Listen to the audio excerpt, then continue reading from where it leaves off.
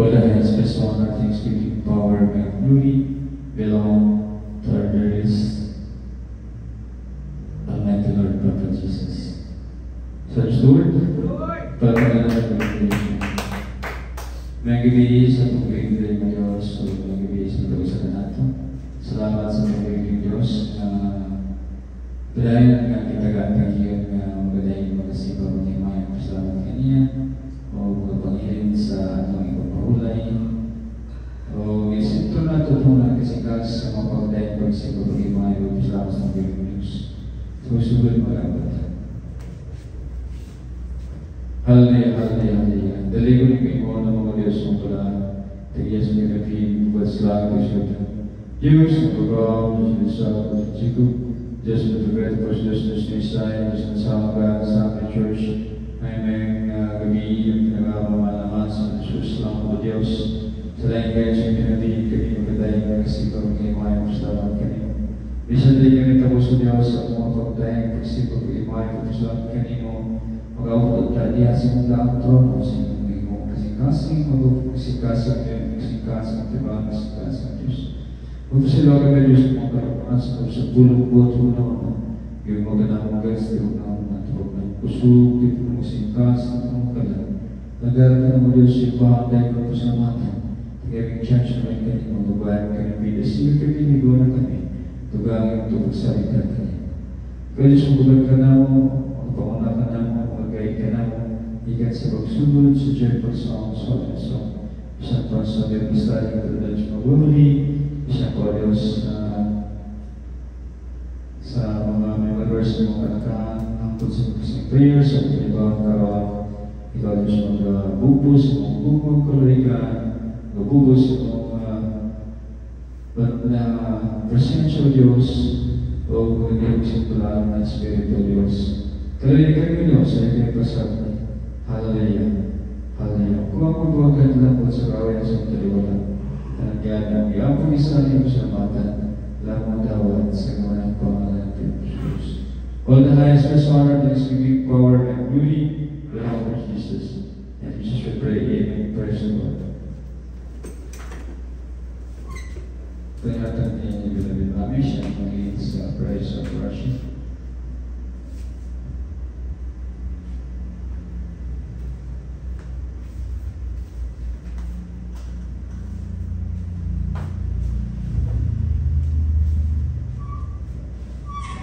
Praise God, mag-isip na rin at nakayo na itong buhi o talaga ng Diyos sa mga joyful o glorious songs. Amen. Praise the Lord. Our God is an awesome God, He reigns from heaven above with wisdom, power, and love. Our God is an awesome God. Our God is an awesome God, He reigns from heaven above with wisdom, power, and love. Our God is an awesome God. My God is an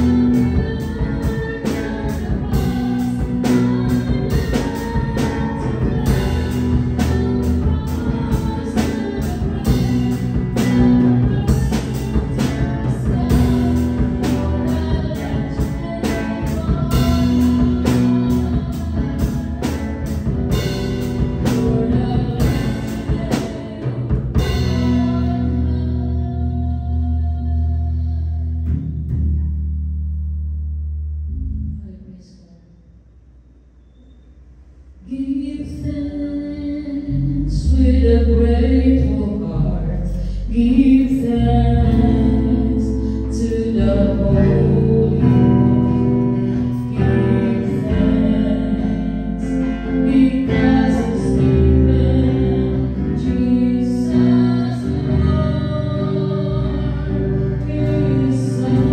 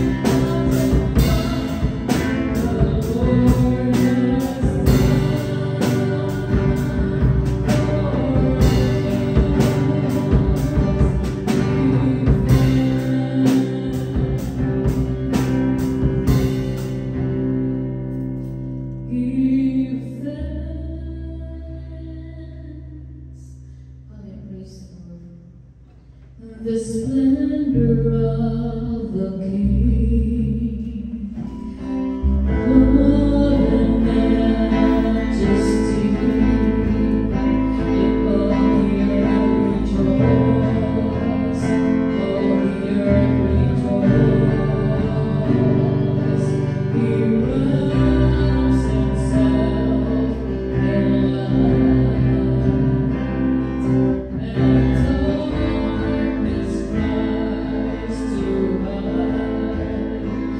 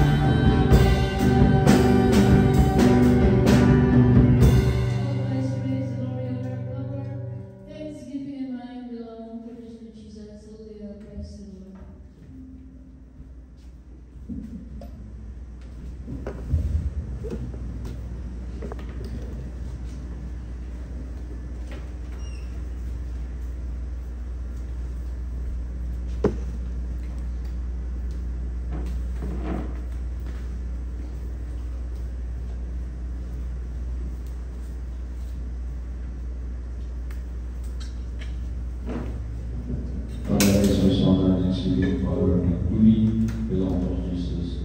Judge Lord, palapagan natin ang celebration naman.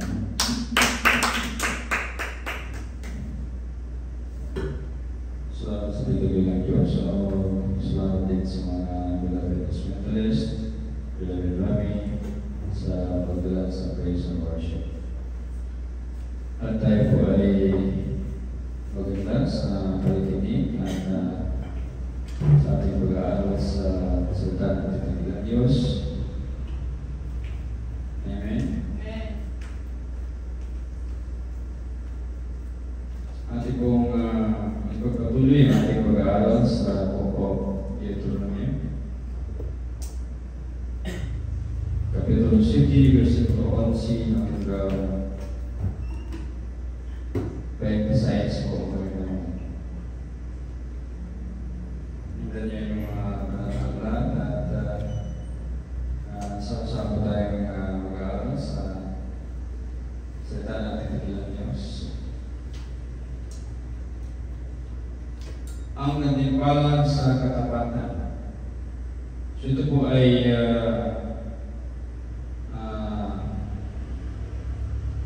pangako ng Diyos. No?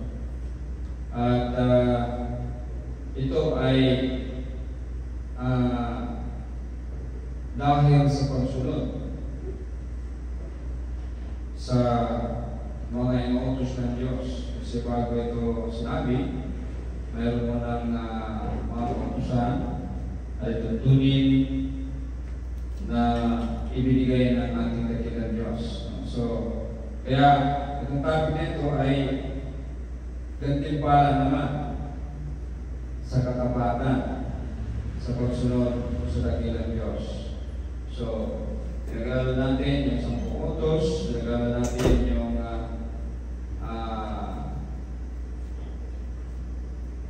paalaala ni Prophet Moses sa sambayan ng ating dakilang Diyos. Sabi niya,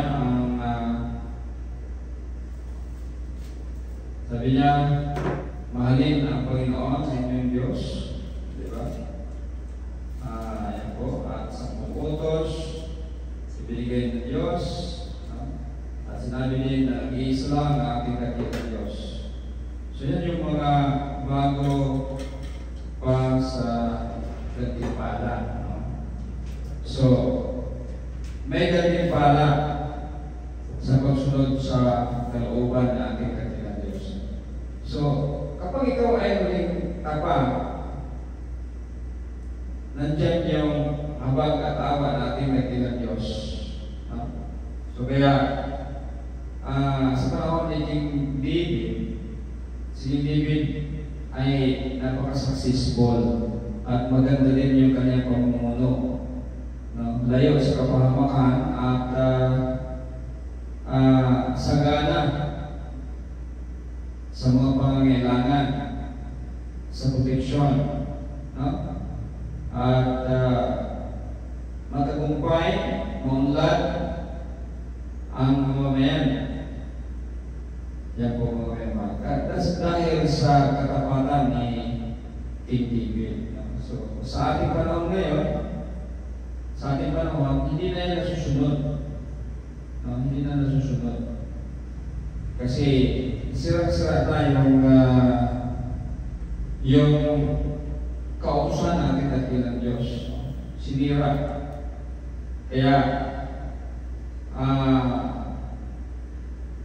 wala nang sumusunod sa kautusan natin dakilang Diyos. Yan po mga naman. Kaya ngayon, yung ating gobyerno ay napakagulo. Nagkukumpidensya kung sino yung uupo. Kapag may nakaupo na gustong hilahin pababa dahil sila ang gustong pumalit.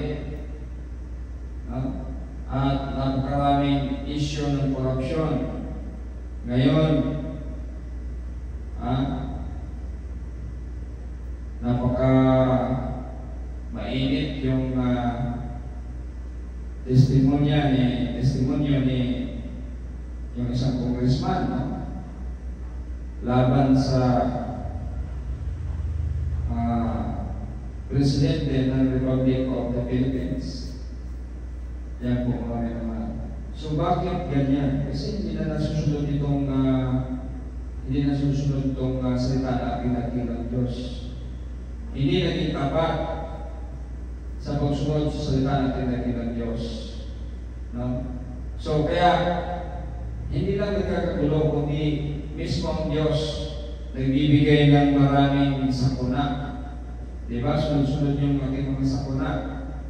No? Sunod-sunod. No? Ay bagyo, lindol, no? Maraming mga kriminalidad. Talagang, kasi yan yung yan yung consequences kapag hindi ka susunod sa ating dakilang Diyos. Yan po, marami naman. So, yung lindol, no? Kumitil na maraming buhay, yung bagyo, baka kumitil na maraming buhay, yan po marami naman. So, nangyayari po yan dahil hindi na nasunod ang alituntunin, katuruan, kautusan na ating dakilang Diyos. Yan po marami naman. So, iba na ang sinusunod. Ang kautusan na kalaban ng ating dakilang Diyos. No? So, yan po mga meron. Kaya itong gantimpala sa katapatan, napaka-importante malaman ng isang leader. O kahit pa hindi leader, kasi mag-i-effective sa kanya. Lalo na sa namumuno. Kasi wala ka namang magagawa kapag hindi ba, walang tulong sa ating dakilang Diyos. Kaya kaliwat kanan yung problema sa ating bansa ngayon. Lalo na yung dumagdag pa yung kasi wala ng respeto yung mga ibang lahi, tapos yung mga Pilipino na sa ibang bansa, wala na sa respeto sa bansang Pilipinas dahil ang gulo-gulo, no? Sobra ang korupsyon. Yan po mga naman. At pinausahan pa ng Diyos. Kaya yung mga OFW kawawa kasi kapag wala ng respeto yung mga amo nila, no? Dahil sa nangyayari, sila naman doon ay walang hiyain. Kaya mayroon na tayong mga latest na news na inaabuso yung mga ating mga OFWs, no? Yan po mga inaabuso na. Yan po. Kasi nagiging, no? Kumbaga,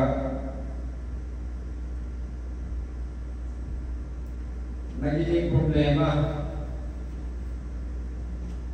hindi lang dito sa bansa ang mga nangyayari ngayon, no?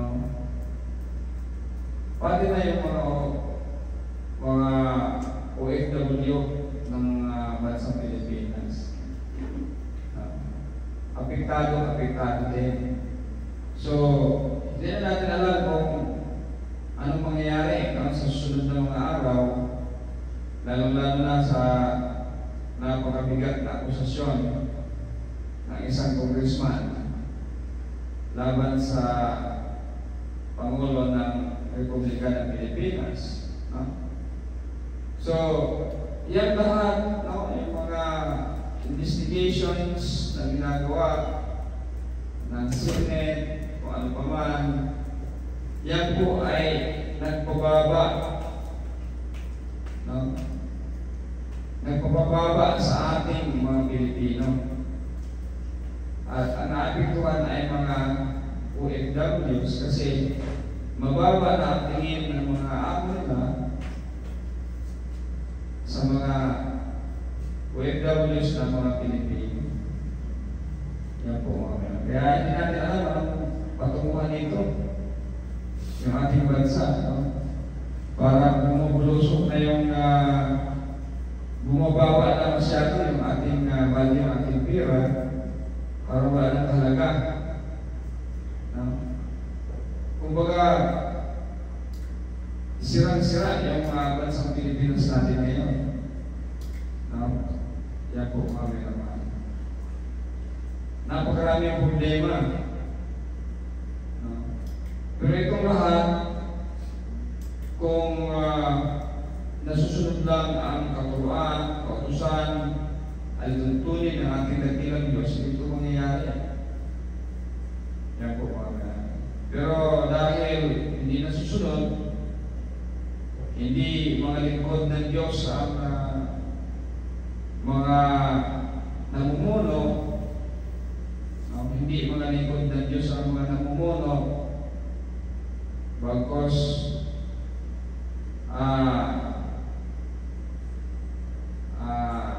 hindi maganda yung mga ginagawa, no? Sa bansang Pilipinas, no? So yan ang dahilan, no? Nagagalit ang Diyos kaya sunod-sunod yung ating mga sakuna, no? So kapag magpatuloy na ganito ang bansang Pilipinas, lulubog ng lulubog ito. Although madali naman makabangon dahil sa napakalaking population, no, ng bansang Pilipinas. At yung atin namang kasi bawat kilos sa mga tao ngayon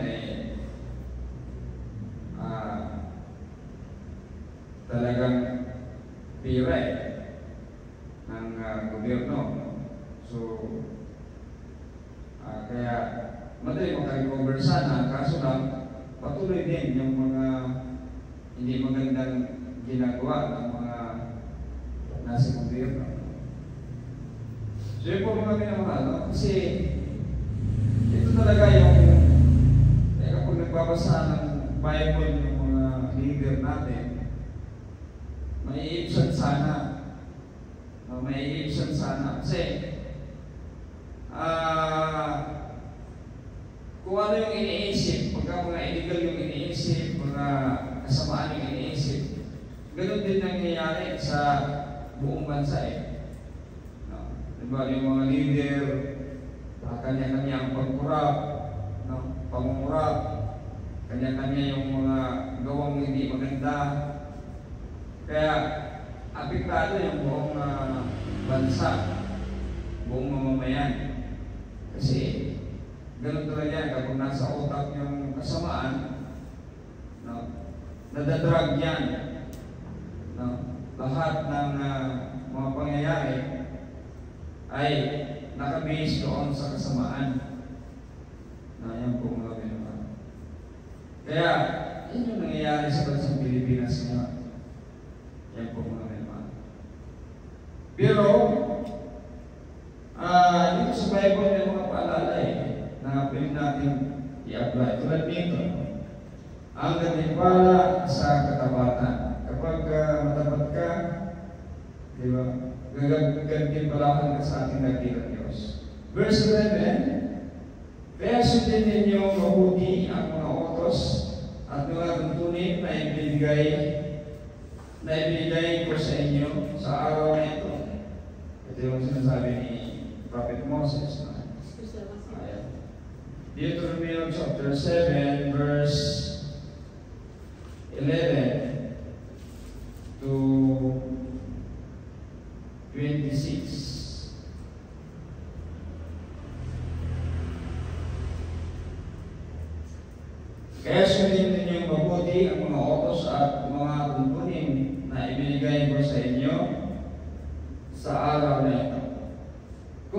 tuparin at susundin ninyong mabuti ang mga utos, tutuparin ng Panginoon na inyong Diyos ang kanyang kasunduan na mamahalin niya kayo gaya ng ipinangako niya sa inyong mga ninuno. So hindi lang ito applicable sa Israel, mga minamahal. Applicable ito sa atin din na kumikilala at naglilingkod sa Diyos ng Israel. Kasi natutuwa ang Diyos kapag sumusunod ka sa Kanya. Parang kasi siyang tulad ng ating mga magulang. Kapag sumusunod tayo sa ating magulang, no? Binibilis tayo. Natutuwa ang ating mga magulang, kaya nandyan yung blessing sa atin din. Kapag ikaw ay walang hiya sa iyong magulang, hindi ka magtatagumpay, no? Sa mga gagawin mo. Yan po mga minamahal. So, akala mo nagtagumpay ka, pero hindi. Kasi yan talaga ang katotohanan. Yan po mga minamahal. So kaya kapag ikaw ay sumusunod sa dakilang Diyos, no? Minahal mo ang dakilang Diyos, sumasamba ka sa Kanya. Mahal mo ang ating dakilang Diyos, kaya sumasamba ka sa Kanya. Sumusunod ka sa mga utos natin dakilang Diyos. Yan po mga minamahal. Naging matuwid ka. Naging matuwid ka sa harapan ng dakilang Diyos. Yan. Sabi ni Prophet Moses, ayon sa natin dakilang Diyos, no? Kapag tapat ka,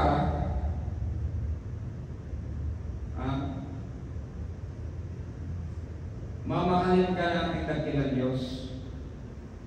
Diba? Kasi yung mga magulang namin, kapag tayo tapat sa ating mga magulang, siyempre, mamahalin tayo ng ating mga magulang. Ganun din ang Diyos. Mga minamahal.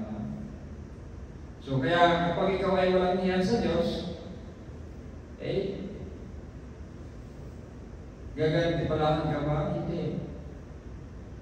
Ikaw ay paparusahan ang dakilang Diyos. So ang topic natin dito ay gantimpala sa katapatan. Kahit naman sa pamilya, di ba? Kapag ang buong pamilya ay naglilingkod sa ating dakilang Diyos, automatic yan na isusupply ng ating dakilang Diyos, no? Ang mga pangangailangan. Kaya nga, sabi niya, di ba, kapag ikaw ay walang hiya, rebelde, hindi ka bibigyan ng kapahingahan. Pero ikaw, kapag sumusunod sa Kanya, bubusugin ka niya. Kung ang mga taong pasaway sa Kanya ay magugutom, ikaw na nagmamahal sa ating dakilang Diyos at nagre-respeto, sumusunod sa Kanya, marami kang biyaya. Yan po mga minamahal. So, napaka-importante na tayo ay makakaintindi sa salita natin dakilang Diyos. Kaya, anong nangyayari sa ating bansa ngayon? Kasi hindi sila nakakaintindi sa salita natin dakilang Diyos. Baka sa isang araw, isang buwan, isang taon, baka nga, hindi sila kailanman magbubuklat ng Bible para magbabasa. Kasi kapag ginagawa nila yan, gabi-gabi, kasi ang turo na natin ng dakilang Diyos ay gabi-gabi or gabi at umaga, no? Sa pag subang sa adlaw o sa pagsawap sa adlaw, dapat pinag-aaralan mo yung salita ng ating dakilang Diyos. So baka yung ating mga leader, no? Lalo-lalo na yung, hindi naman siguro lahat, lalo-lalo na yung mga sangkot sa mga katiwalian, baka sa isang taon, no? 5 taon, o sa buong buhay nila ay hindi sila nakabuklat ng Bible at nagbabasa ng Bible. Kasi, di ba, sabi ng salita natin nagkilang Diyos, malalaman naman sa pamagitan ng iyong mga gawa. No? So, yung mga gawa nila ay kurakot dito, kurakot dyan. So, alam na natin na hindi nakakaintindi ng salita natin ng Diyos, hindi kailanman ginusto na malaman yung salita natin ng Diyos. Yan po mga minamahal. So, wala siguro ang Diyos, kaya hindi nagbabasa sa salita natin ng Diyos. Yan po mga minamahal. Kaya, kawawa, no? Kawawa yung mga mamamayan, no? Kawawa. Kasi dapat ang mamumuno ay may takot sa Diyos, kumikilala sa Diyos. Hindi dapat maging pinuno yung walang hiya, hindi natatakot sa Diyos, hindi kumikilala sa Diyos. No? Hindi dapat. No? Kasi kapag yan ang mga mamumuno sa bansa, katakot-takot ng mga kalamidad. Yan yung nangyayari ngayon, mga kalamidad. Maraming namatay. Yan po mga minamahal. Kasi ang mga namumuno, walang Diyos. Kapag may Diyos ka, hindi ko kayang pakialaman yung kaba ng bayan, yung kwarta ng mga maralitang Pilipino. Di ba? Yan po mga may Diyos ka. Kasi nagawa mo, talagang wala kang Diyos. Hindi ka kumikilala sa Diyos. Kaya masama yung mga ginagawa. Tulad ng corruption. Yan po hindi natin alam anong patutunguhan ng mga pangyayari ngayon. Yan po mga minamahal. So, sa mga ganyan na mga pangyayari, hindi naman sila ang naapektuhan Hindi sila ang naapektuhan kasi mayayaman yan sila Mayayaman. Hindi sila naapektuhan. No? Tayo mga mahirap ang naapektuhan kasi bumabagsak yung ekonomiya, bumababa yung halaga ng piso, ang iyong isang libo, konting-konti na lang, no? Kapag namili ka noon, ang 1,000 mo ay mabigat na dadalhin mo. Mabigat na. Pero ngayon, ang 1,000 mo ay wala, parang napakakunti lang. Dahil sa napakataas na bilihin. Napakataas ang mga pangangailangan natin. Binibili natin yung basic needs. Yan po mga minamahal. So, kawawa yung mga maliliit. Kawawa yung tayo ng mga mahihirap. Pero sila hindi naman niya maging kawawa Kasi mayayaman yan sila. Wala silang pakialam. No? Kung maghirap tayo, wala silang pakialam. No? Kaya nagtataka ako bakit napakakunti lang yung mga mayayaman, pero bakit sila ang nagdudumi? Dapat ang mga mahihirap napakarami dapat ang mga mahihirap ang siyang nangunguna. No? Kasi makapili ng magandang leader, no? Na galing sa mahirap. Pero bakit hindi yan nangyayari sa atin kahit na napakaraming mga pobre? Kahit napakarami tayo ng mga pobre. Bakit pinapamanuan tayo ng mayayaman? Kasi nagpapagamit ng mga pobre, nagpapabayad. No? Kaya kami,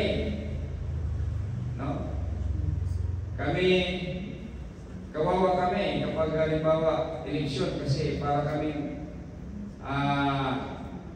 sanglahon. Para kaming masakit doon, no? May sakit na iniiwasan. Kasi bakit? Hindi kami nagpapabili ng boto namin. Kaya walang pumunta sa amin, walang sumusunod sa amin, no? Kasi mula na ako ay nagpa-register bilang isang botante, never ko na ibinintay yung aking boto. Sinasama nila ako, pero yung pera binibigay ko lang doon sa noon, mas magulang ko. Hindi ko alam na mayroon ko lang kasama ko na ako sa listahan, no? Kasi nasa Cebu ako, umuwi ako sa Mindanao, bumuboto. May pera pala. Pero hindi ko tinatanggap yun. Kasi talagang ayaw ko. Hindi naman nila isasauli kasi sayang daw. Pero dito sa Cebu, nung nag-transfer na ako dito sa Cebu, may umaangkat sa amin, panahon ng eleksyon, talagang pinaprangka ko. Hindi namin binibintay ang aming hindi namin binibintay ang aming boto. Hindi namin binibinta. Hindi namin pinagbibili yung aming boto. Kahit magbigay ng sobre, hindi ko tinatanggap. Never na tumanggap ako, no, upang ipagbili ang aking boto.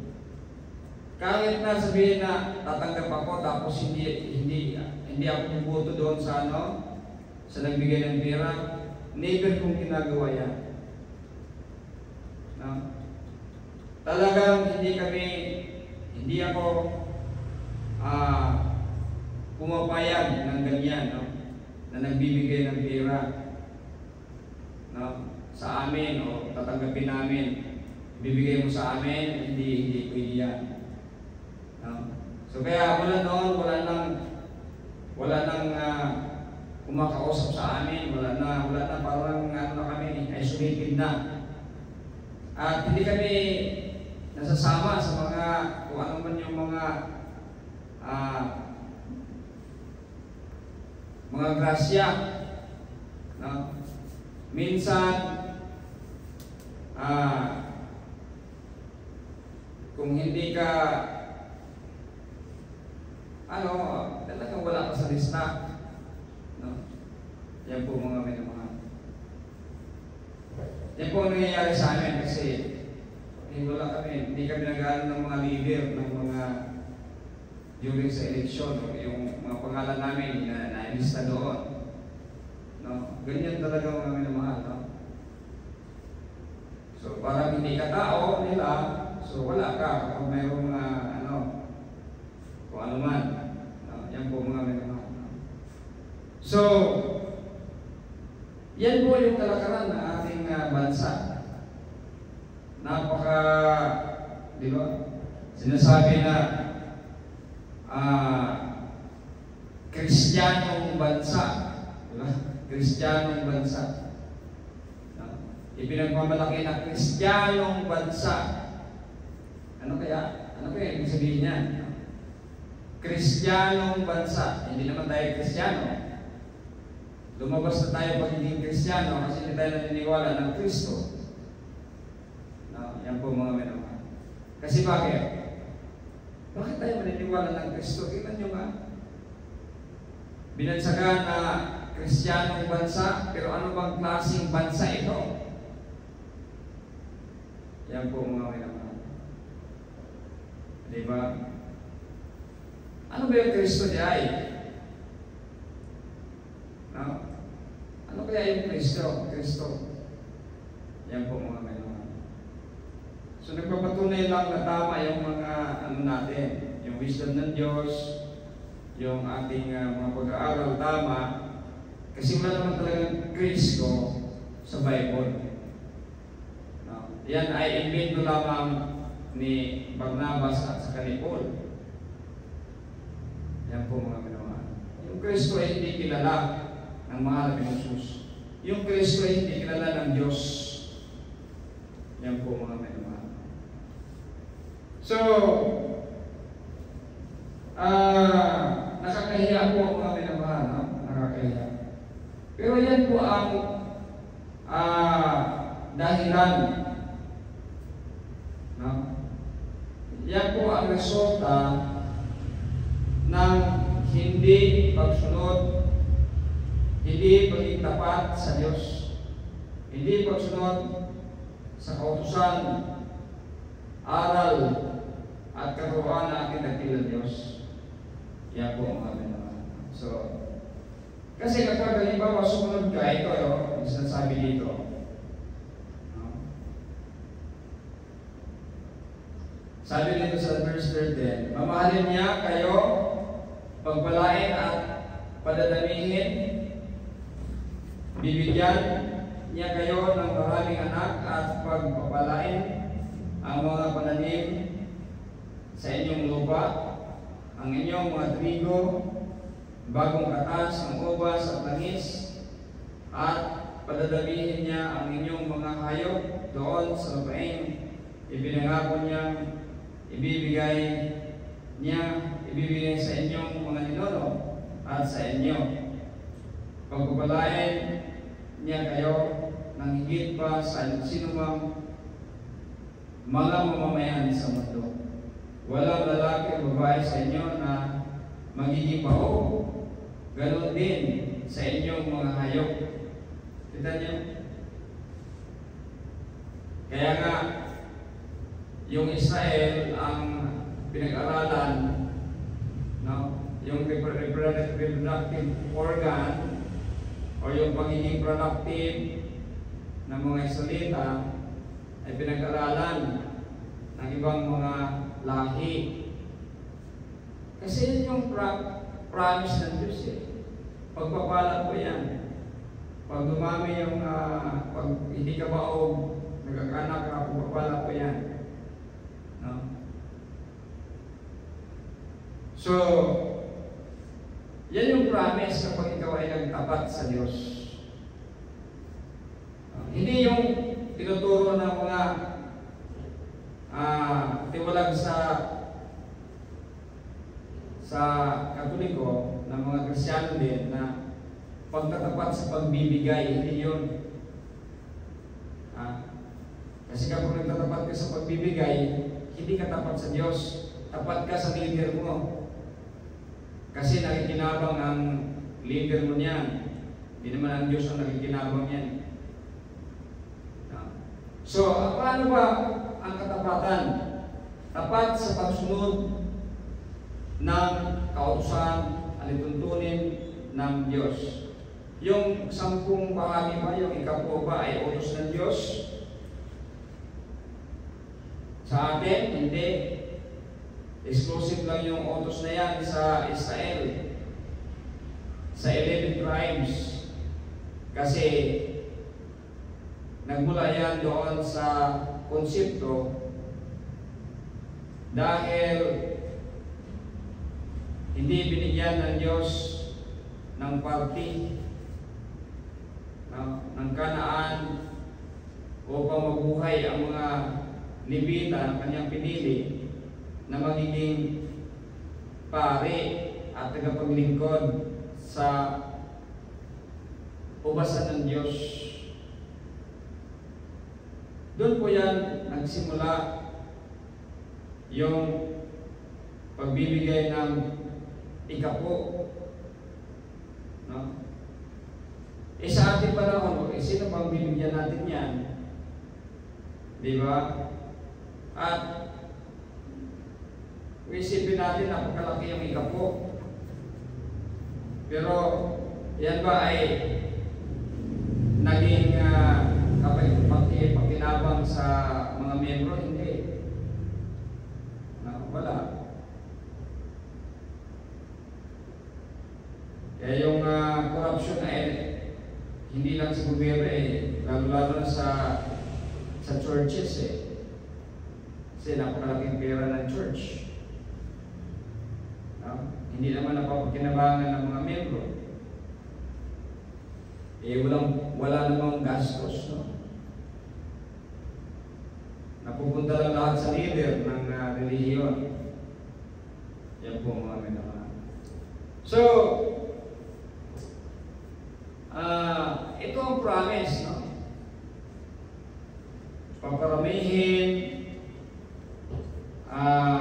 hindi maging baog, dadami. Hindi lang yung mga tao, kundi kasama na yung mga hayop. Ibig sabihin, ibibless talaga sila ng Diyos. Kapag nagtatapat, paano ba ang pagtatapat? Pagbibigay ba ng pera? Hindi. Kasi yun yung tinuturo Magtatapat ka raw, no? Sa pagbibigay ng pera, yung mga handog, yung tithes, offering, lahat-lahat, no? Kailangan daw matapat ka dyan, no? Hindi po yan ang pagtatapat na sinasabi ng Diyos.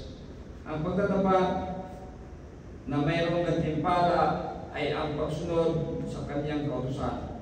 Ang 10 utos ay hindi kautusan para sa atin. Yan po mga minamahal. So,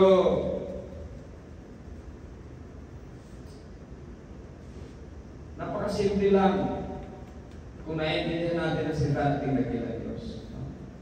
Napakasimple lang po. So, at pananamingin niya ang inyong mga hayop doon sa lupain na pinangako niyang ibigay sa inyong mga ninuno at sa inyo. Pagpalain niya kayo ng higit pa sa sinumang mga mamayan sa mundo. Walang lalaki o babae sa inyo na magiging baog. Ganun din sa inyong mga hayop. Protektahan kayo ng Panginoon sa lahat ng karamdaman. Yan o. Kahit sa karamdaman.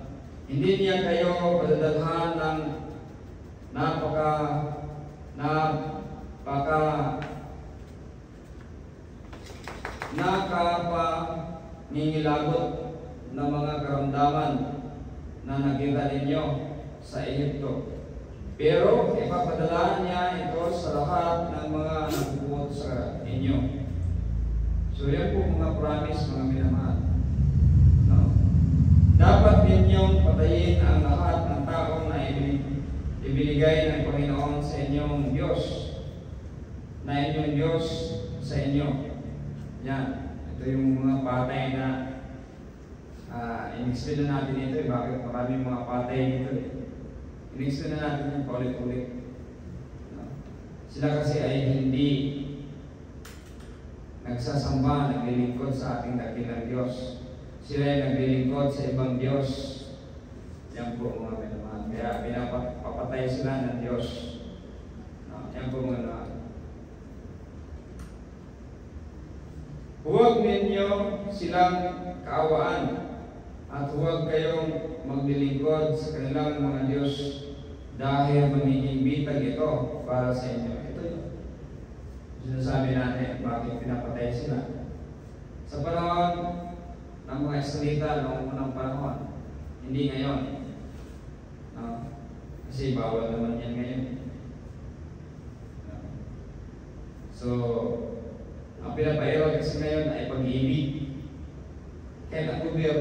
dapat, no? Pero hindi totally na tutupad yung dakilang pag-ibig na inuutos ng ating dakilang Diyos. So, di ba, mag-ibigan tayo. Love your neighbor as you love yourself. Di ba? So, yan po mga minamahal. Baka sabihin ninyo sa inyong mga sarili, mas makapangyarihan pa ang bansang ito kaysa sa atin. Paano ba natin sila may tataboy? Pero huwag kayong matatakot sa kanila, kundi alalahanin ninyong mabuti kung ano ang ginawa ng Panginoon na inyong Diyos sa Paraon at sa lahat ng Ehipsyo. Nakita ninyo ang mga pagsubok, mga himala at kamangha-manghang bagay at ang dakilang kapangyarihang ipinakita ng Panginoon na inyong Diyos nang ilawas niya kayo. Katulad din dito ang gagawin ng Panginoon na inyong Diyos sa lahat ng taong kinatatakutan ninyo. At ngayon, padadalan sila ng Panginoon na inyong Diyos ng mga utakti hanggang sa malipol kahit pa ang mga matitirang nagtatago. Huwag kayong matakot sa kanila dahil kasama ninyo ang Panginoon na inyong Diyos, ang makapangyarihan at kamangha-manghang Diyos. So yan po mga minamahal, kung sila ay susunod, sila ay maglingkod sa ating dakilang Diyos, sasamahan sila sa kapangyarihan ng ating dakilang Diyos. May kondisyon po mga minamahal. Kaya nga ang title ay gantimpala sa katapatan. Dapat maging tapat ka sa ating dakilang Diyos o ba ang Diyos ay tapat din sa kanyang mga pangako. No? Kahit nga tayo, minsan hindi tayo tapat, pero ang Diyos ay tapat pa rin. Ganun kasi ang Diyos ay pag-ibig. So, at ngayon, verse 20, nakakatakot. At ngayon, padadalan sila ng Panginoon na inyong Diyos ng mga putakti hanggang sa malipol, kahit pa ang mga natitirang nagtatago. Huwag kayong matakot sa kanila dahil kasama ninyo ang Panginoon na inyong Diyos, ang makapangyarihan at kamangha-manghang Diyos. Unti-unting palalayasin ng Panginoon na inyong Diyos sa inyong harapan ang mga bansang iyon. Huwag ninyo silang paalisin agad dahil kung gagawin ninyo iyon, dadami ang mababangis na hayop. Pero ibibigay sila ng Panginoon na inyong Diyos sa inyo. Magkakagulo sila hanggang sa malipol sila ang lahat. Ibibigay niya sa inyo ang kanilang mga hari. Papatayin ninyo sila at hindi na sila maalala pa. Wala ni isa man sa kanila na mga katalo sa inyo at papatayin ninyo silang lahat. Nangyari ba ito? Hindi ito nangyari. Kasi hindi naging tapat ang Israel. Doon sila nasira sa intermarriage.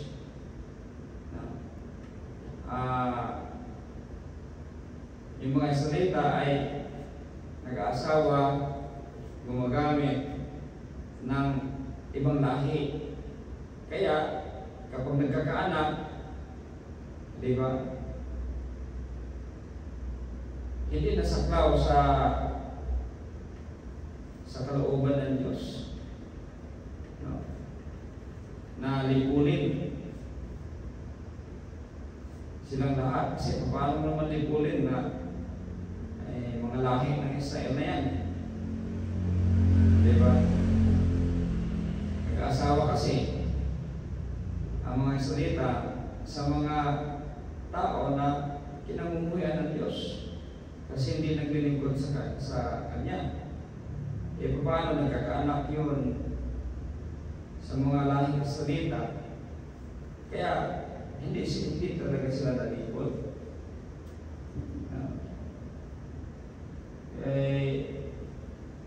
Sinasabi natin na buong mundo ay mga salita, lahing salita na. Bakit? Kasi hindi nga binigyan ng anak, nagiging baog yung mga ibang mga lahi upang dumami ang mga lahi ng mamamayan ng Diyos. Hindi sila nagkakaanak. Paano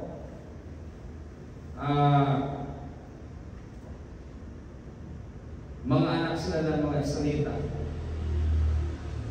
Kasi intermarriage, naging intermarriage ang mga salita. So yung mga sinasabi ng Diyos ay nagka-problema. Hindi nangyari kasi pabor sana sa mga salita ito gandipala ito Hindi nangyari, hindi naibigay ng Diyos kasi hindi siya naging tapat sa ating ng Diyos. Yan po mga men. Maganda sana ang mga promise na ating dakilang Diyos para sa salita, pero dahil sa katigasan ng mga ulo ng mga salita, hindi ito nangyari sa kanila. Yan po mga men. Sunugin ninyo ang mga imahe na Diyos-Diyusan nila at huwag ninyong pahangarin ang mga ginto at pilak nito. Huwag ninyo itong kukunin dahil magiging bitag ito sa inyo at kasuklam-suklam ito sa Panginoon na inyong Diyos. Naibo, interesan mo yung mga Diyos-Diyusan, yung mga imahe na mayroong mga ginto, mga mahalagang bagay. Magagalit ang Diyos dyan kasi kasuklam-suklam sa mata ng Diyos yan. Yan po mga kaya sabi ng instruction, huwag ninyo itong kukunin dahil magiging bitag ito sa inyo. Yan po mga kasi pagka ganyan ang mangyayari,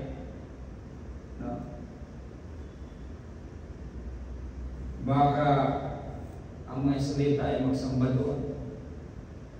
Kaya nga ipasunog kasi baka magsamba. Magagalit ang Diyos sa kanila. Huwag kayong magdadala sa mga bahay ninyo ng anumang kasuklam-suklam na bagay para hindi kayo malikot kasama ng mga bagay na iyon. Talaga isip ang Diyos dito Kasi nga, baka ang may salita ay magsamba ng ibang Diyos. Ito yun Yun yung piniprevent ng Diyos. Kaya sabi niya, magiging bitag ito sa inyo at kasuklam-suklam ito sa Panginoon inyong Diyos. Diba? Kapag yung mga Diyos-Diyosan, diba?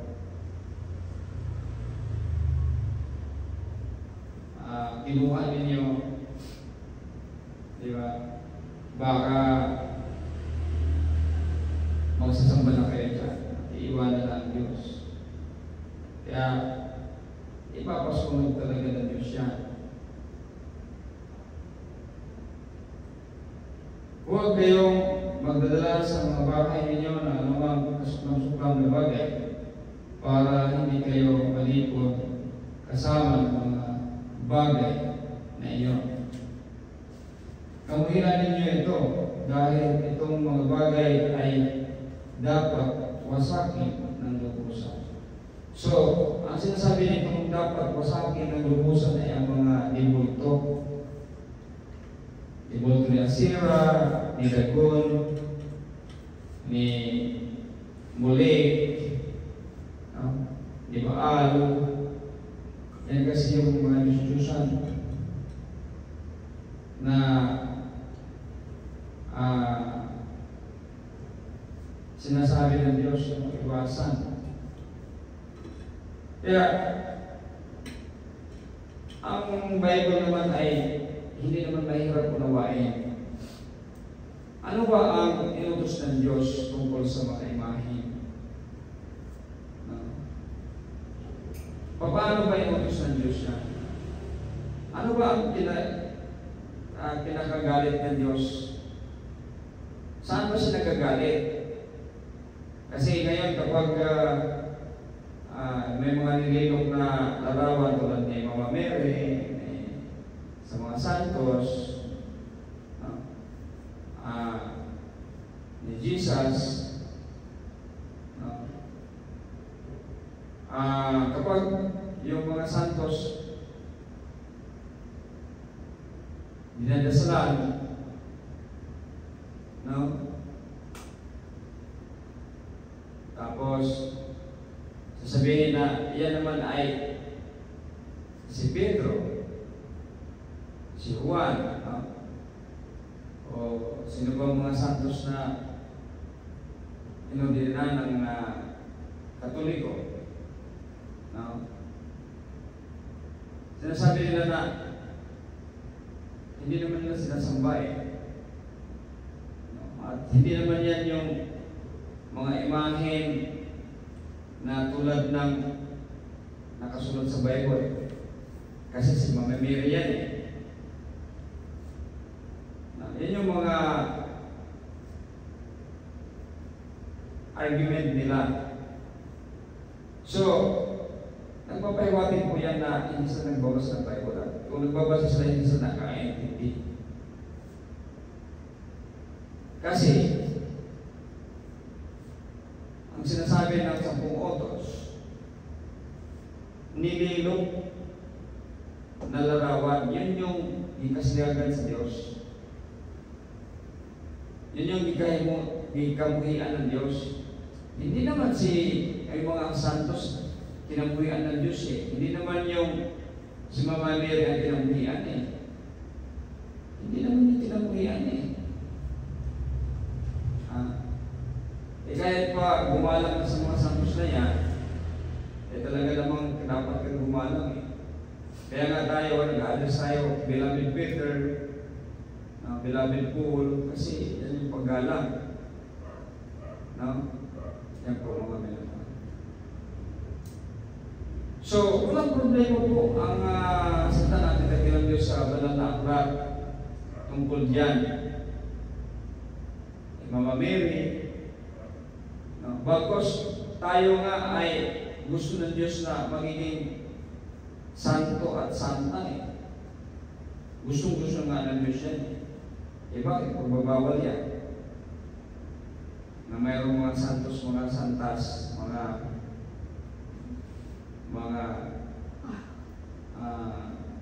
si Mama Mary, si Beloved Joseph. No? Wala pong problema yan Ano ba ang sinasabi ng Diyos? Nililok. Yan po ang keyword yan. Ang ikaslagan sa Diyos ay ang nililok. Kasi nungalingan yan Pag pumakak na, dili ganahan ang Diyos pumakak. Galit sa Diyos, galit ang Diyos sa mga sinungaling. Kasi kapag nililok mo yan, hindi naman yan maging equal kay Mama Mary. Hindi yan maging equal kay Beloved Peter. No? Hindi maging equal yan. Yan ay nililok kasinungalingan. Kapag halimbawa nahiwi ng naging tabingi yung pagkalilo, di ba, kasinungalingan yan, sabihin mo. Di ba, sabihin mo, si Mama Mary yan, hindi naman tabingi yung mukha ni Mama Mary. Bakit itim-itim yan? Hindi naman maitim na maitim si Mama Mary. Di ba, kasinungalingan? Ayaw ng Diyos ng kasinungalingan. Kaya yung mga nililog, Diyos-Diyusan, galit na galit ang Diyos dyan.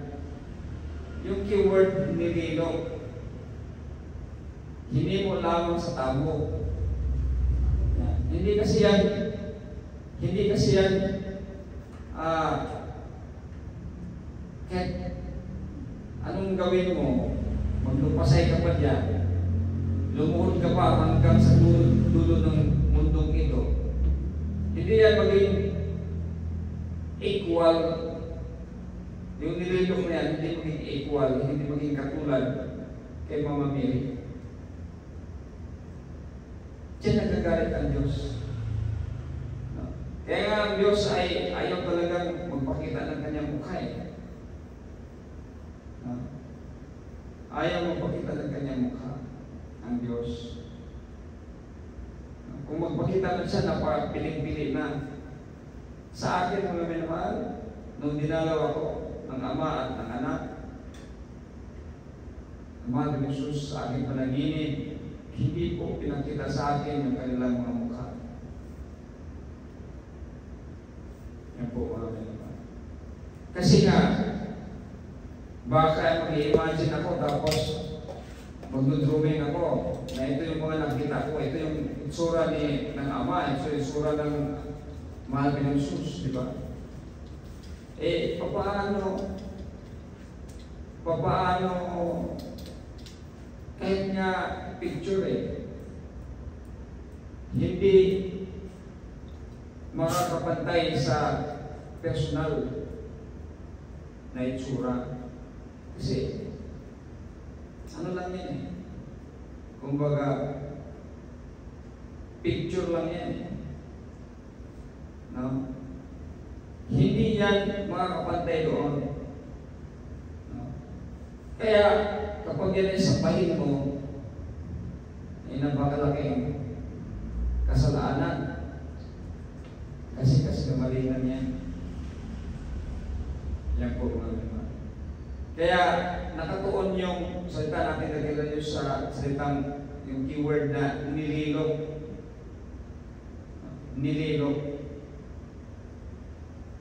Yan. Kasi sinungalingan yan eh. Ayaw ng Diyos na magsinungaling. No? Yan po mga naman. Kaya hindi nila naiintindihan ito. Yung sinasabi nila, si Mama Mary naman yan, hindi naman yan si Dago, si Mulik, si Baal, hindi naman yan. Ano bang sinasabi dito sa salita natin ng ilang Diyos?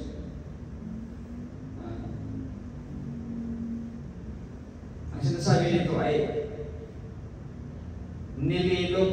Kahit anong klaseng nililog, basta nililog. Nililog. Kaya pag sabihin natin, Beloved Peter, Mama Mary, Beloved Joseph, walang problema yan. Walang problema sa atin, walang problema sa dakilang Diyos. Pero kapag yan ay nilikha, kinarb, no? Hindi yan magiging equal kay Mama Mary. Yan ay kasinungalingan. Yan yung kasuklam-suklam sa harapan ng Diyos. Kaya ayaw ng Diyos na mayroong mga ganyan, yung images. Kasi kasuklam-suklam sa harapan ng Diyos yan. Kasi kasinungalingan niya. Awitan natin.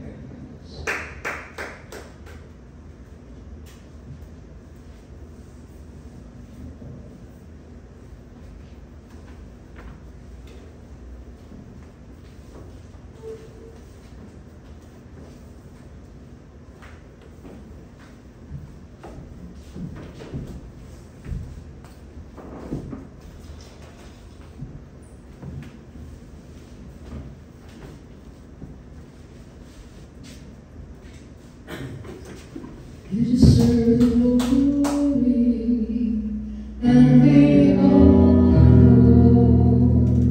Lord, we lift our hands in worship as we magnify your name. You deserve the glory and the honor.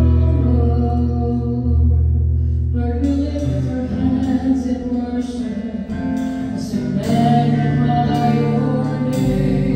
In our hands, in you, so glad. There's no one else like you. There's no one else you have made.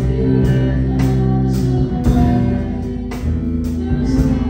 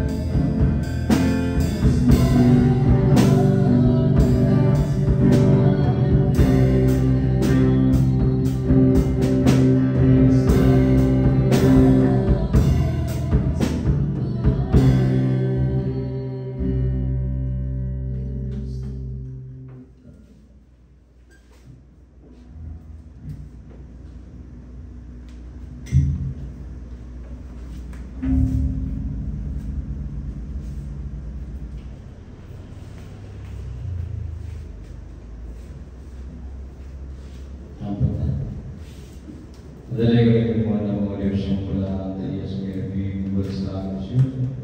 Diyos ng Abraham, Diyos ng Isaac, Diyos ng Jacob, Diyos ng Petros, Diyos ng Israel, Diyos ng Sangga sa aking church.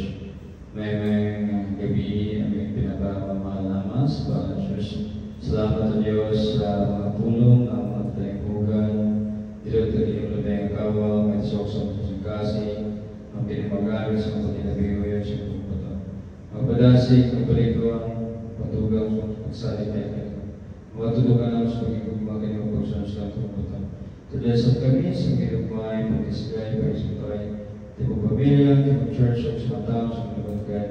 Kaya kayo sa Agyo Diyos, mabilay ka Diyos, mabilay ka na mo, ang tot, lukumat sa mga pagbahaw, makatulog magad, sa balayan ng pagsibog, pagdaing, pagkimay, pagsupaslamat kini mo, ikaw Diyos, pagpamana ka na mo katunay, mga dasig ka nanay. O sa Diyos, dahil ikaw mag-aayos mo sa ikutan, masunod sa mga problema. Ulas na siya sa ikutan, dahil ikaw magtagpos ko naman matuwag sa mga pag-aapong Diyos. O kanunay ikaw Diyos, hallelujah, hallelujah, mga mag-gunit ka na mo, gawin kami ka na mo, tayo kayo pasag ka Diyos, ubuhay kami na sa mga walaan kung magkalaway ka. Tayo kayo pasagin. Kaya wala kami nahimang mula ikaw. Hallelujah. Mag-amping kami, pagkasunod kami ang tulog mga Diyos sa panibago. Kaya kami sa mga tao na tanong sa pagkata. Discuss ang talagang pagkata sa kita. And God, kami ang pag-isalin mo sa mata na madawat sa mga paalam ng Diyos. All the highest person and thanksgiving power and glory belong to Jesus. And in Jesus we pray, praise the Lord.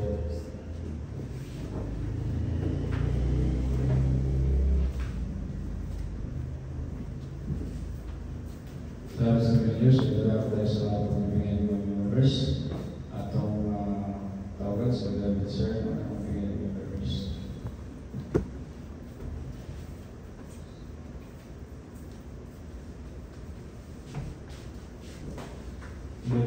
chapter 5, verse 13. As for you, my friends, who are called to be free, but do not let this freedom become an excuse for the things physical desires control you. Instead, let love make you serve one another.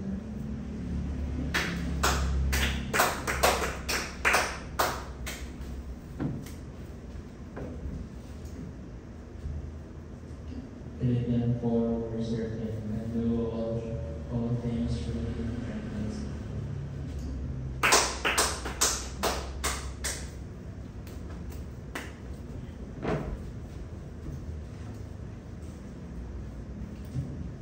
Jeremiah 29, verse 11. For I know the plans I have for you, says the Lord. Plans to prosper you, not harm you. Plans to give you hope and a future.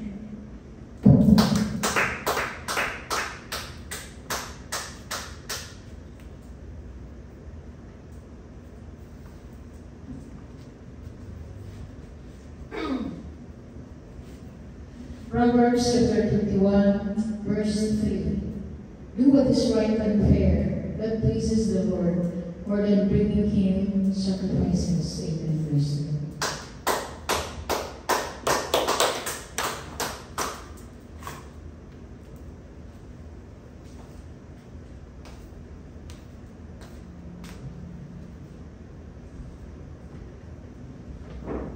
Salvation is found in no one else, for there is no other name given to mankind by which we must be saved.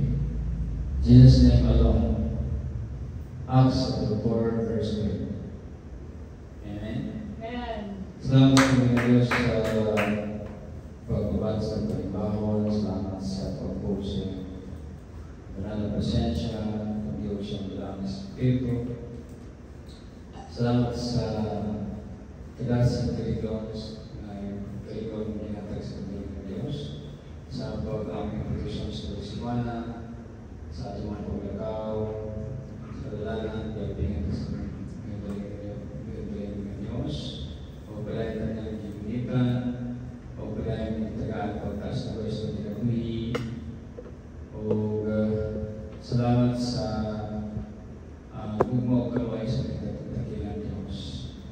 O ginawag ng tanan, ginawag ka sa ng Diyos. O ginawag nga ng mga mga Diyos, palayan nga mabulag na ito. O salamat sa karaugan ng ginawag sa ng Diyos karon. Ginawag nga bugmo sa tulugma, ang taga-kaugan sa pagsigod, pagkain ng iman, salamat sa ng Diyos.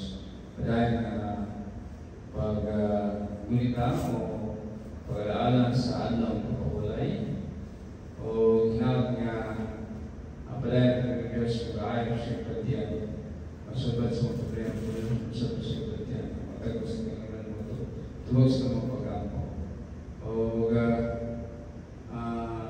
palalag nunay ang mga pagsamba adlaw-adlaw buntag hapon MPP hindi na ito kalintan sa kaasata kanila na itong manaon ang tundok ni Prophet Moses na ang mga kausan at tundok ng kakilang Diyos ay atong ihigot sa atong forehead o sa atong arm. Pagkasabot kaya din na itong kalimtan kanunay ang mapupuri o kasalamat o katakilan para sa katakilan Diyos adlaw-adlaw sa pagkinabuhi. So, bisa ka asa ka. Kung saman ang mga sitwasyon, kung saman ang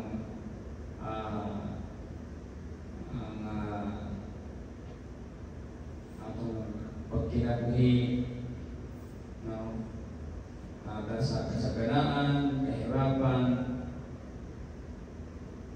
kanunay yun, ang Diyos, ang sentro sa pagkinabuhi. So, dito mahadlog, dito magkaluya, tungkol kaya promise ng buhay ng Diyos na kanunay ang protection. Amen? Kaya natin ni Beloved Sir, siya ang naging sa prosecutor.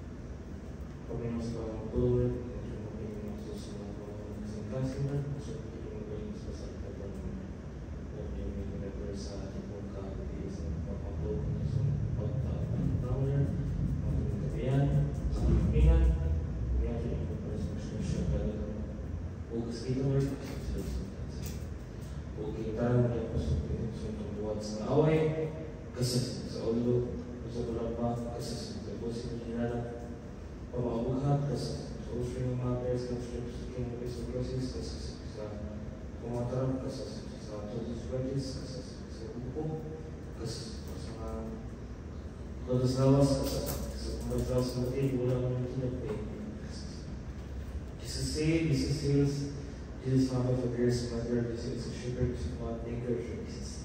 All the praise, glory, and power is exceeding belong to Jesus. In Jesus' name, pray. Amen.